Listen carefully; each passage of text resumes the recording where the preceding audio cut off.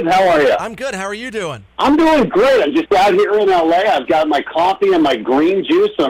I'm more L.A. than I ever thought. All right. Now, you were on Clean Sweep back in the day. You did a lot of seasons of that. How did you go from Clean Sweep to American Ninja Warrior? How did that transition happen? What's the connection there? Well, there was one show before it. It was called Screenplay, and it was a Fear Factor knockoff on E! And that got me the job on the Home Makeover show, which helped me get the job on Sports Soup on the Versus Network that no longer exists. It became NBC Sports. And that's the job that got me American Ninja Warrior. So my first job back in 2004 led to the job that I have today. That's crazy. Now, you began as a doctor many years ago. Why did you give that up to go into show business? You know, I think it just came down to the fact that I realized my heart wasn't being in medicine. And there are a lot of things you can kind of mail it in on, but being a doctor isn't one of them. I believe medicine is a calling, and I felt something was missing. I decided to take some time off. I moved out to L.A., started doing stand-up, fell in love with it, and never went back. And I don't regret becoming a doctor. I think it helped make me a better person. It gave me some discipline, and I don't regret leaving. I think it was a move that helped me find what I was really meant to do. Is it something you'd ever go back to down the road? Well, God, I hope not, for my patient's sake, because I don't remember anything. I am deadly.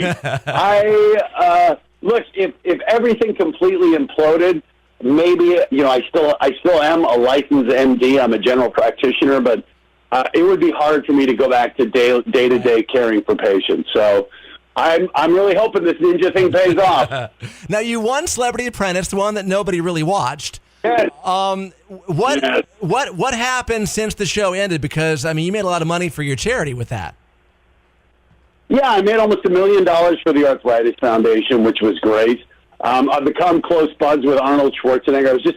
I was at his birthday party this weekend, and I'm sitting there, Sylvester Stallone, Tom Arnold, and James Cameron and I are in a talk about artificial intelligence. And I just thought, Schwarzenegger, I don't know if people, I'll admit it, I used to think of him as just a bodybuilding movie star, not realizing how much more there is to this guy, and what a force of nature he is, and a force for still advocating for good, for politically speaking, for charitable reasons, and the things that this guy does. So it's been cool having him in my life.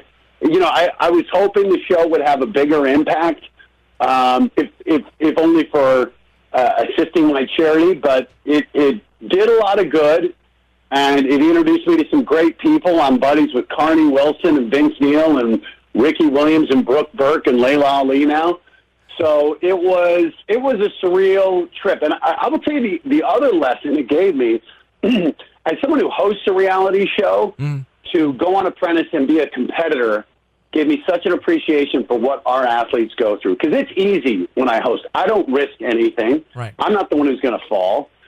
And it gave me an appreciation for what these athletes do, most of whom haven't competed at a high level. They have jobs, they have families, and they come out here in the middle of the night with thousands of people watching, millions watching at home, and you only get one shot on this course. And the pressure that they deal with, I think it's so amazing that these athletes are able to do this and to deliver these amazing performances when you only get one shot. There's no practice. What you see is their only shot on the course. And so I have such a renewed appreciation for what they do.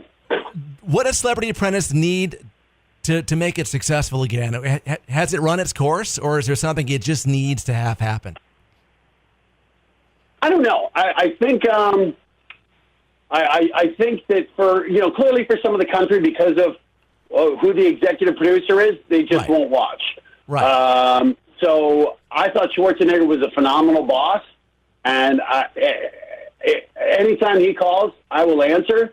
But I'm not sure if they'll wait to reboot the show until the executive producer job title changes. Is that a cryptic way of answering it? All right. Now there's an event coming up on Monday you wanted to talk about, Daytona City Finals. What's that all about? Yeah. Well, it's, we're getting now to the best of the best, and Daytona is going to be awesome. We've got Drew Drechsel, who last year went farther than anyone at American Ninja Warrior. We have Jessie Graff, who's the woman who makes history every time she takes the course. Some more amazing stories. And, we were nominated for an Emmy, and it's awesome. Look, it's really nice getting the accolades. I will always take people tuning into the show over any trophy. But it's nice when people in the business say, you know what, this show is a good show. So I think Ninja, we're really feeling like this has been a great season. We're excited for people to see it. And Daytona's a great episode. Well, I wish you the best, Matt. I remember watching you on Clean Sweep as go-to guy many years ago. Watched. I was one of the few that watched every episode of Apprentice. I saw it. I rooted for you the entire time, and it's been great talking to you. It was fun. I loved it. Thanks for talking to me today, Matt. Always a pleasure. Thank you. Awesome.